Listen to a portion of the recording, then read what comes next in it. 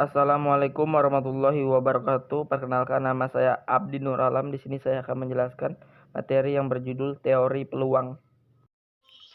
Di sini saya menyusun untuk memenuhi salah satu tugas mata kuliah statistik dosen pengampu Ibu Hasnita SSI MSI.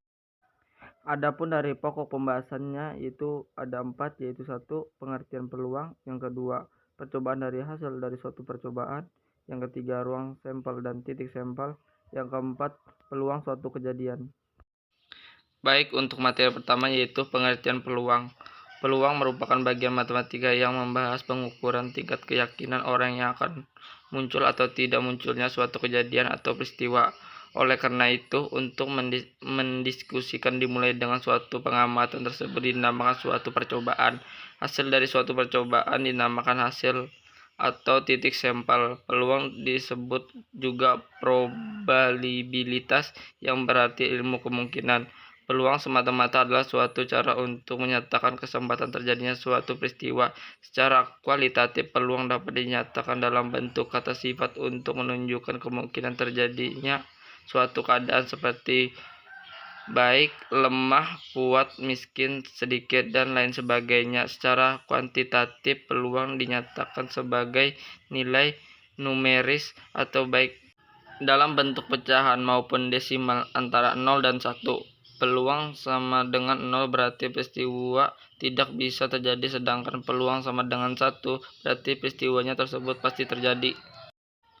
Peluang disebut juga probabilitas, yang berarti ilmu kemungkinan.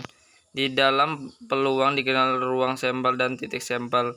Ruang sampel adalah himpunan yang berisi semua hasil yang kemungkinan dari suatu percobaan.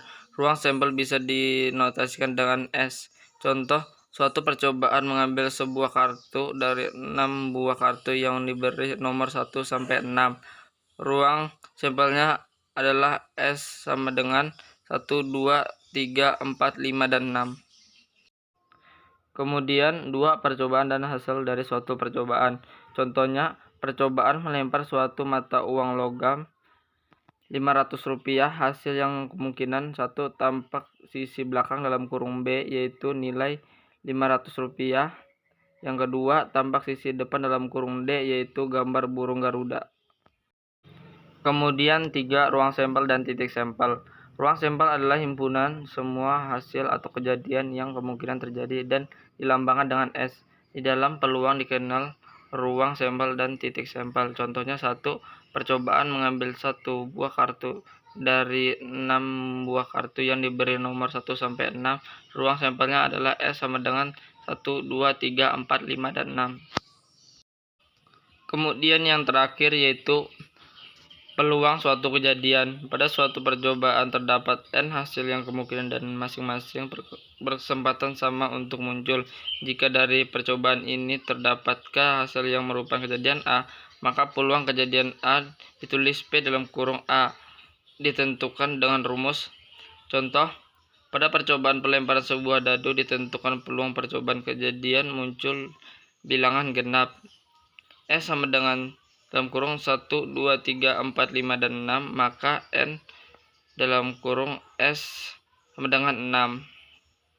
Misalkan A adalah kejadian muncul bilangan genap, maka A sama dengan 2, 4, dan 6, dan N dalam kurung A sama dengan 3.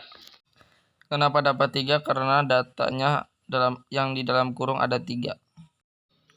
Misalnya S mewakili suatu ruang sampel dengan N dalam kurung S banyaknya hasil yang kemungkinan yang mempunyai kesempatan sama untuk muncul, dan misalnya A suatu kejadian pada ruang sampel S, yang berarti N dalam kurung A hasil peluang kejadian A didefinisikan.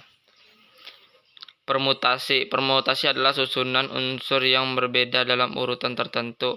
Pada permutasi urutan diperhatikan sehingga permutasi K unsur dari N unsur adalah semua urutan yang berbeda yang kemungkinan dari K unsur yang diambil dari N unsur yang berbeda. Banyak permutasi K unsur dari N unsur ditulis atau kombinasi. Kombinasi adalah susunan unsur-unsur dengan memperhatikan urutannya pada kombinasi A, B dikurang BA dari suatu himpunan dengan n unsur dapat disusun himpunan bagiannya dengan untuk setiap himpunan bagian dengan k unsur dari himpunan dengan unsur n disebut kombinasi k unsur dari n yang dilambangkan dengan. Selanjutnya, kisaran nilai peluang matematika. Misalnya, A adalah sembarangan kejadian pada ruang sampel S dengan N dalam kurung S sama dengan N dalam kurung A sama dengan K. Frekuensi harapan suatu kejadian. Jika A adalah suatu kejadian pada frekuensi ruang sampel S dengan peluang P dalam kurung A, maka frekuensi harapan kejadian A dari N kali percobaan adalah N dikali P dalam kurung A.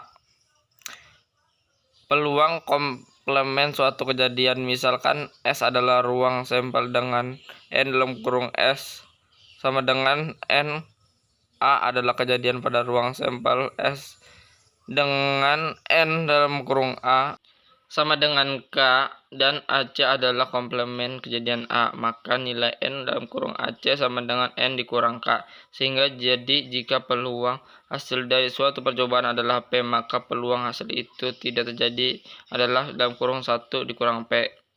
Peluang kejadian majemuk A gabungan dua kejadian untuk setiap kejadian A dan B berlaku. B. Kejadian-kejadian saling lepas. Baik, itu saja yang bisa saya sampaikan. Kurang dan lebihnya saya mohon maaf. Assalamualaikum warahmatullahi wabarakatuh. Terima kasih.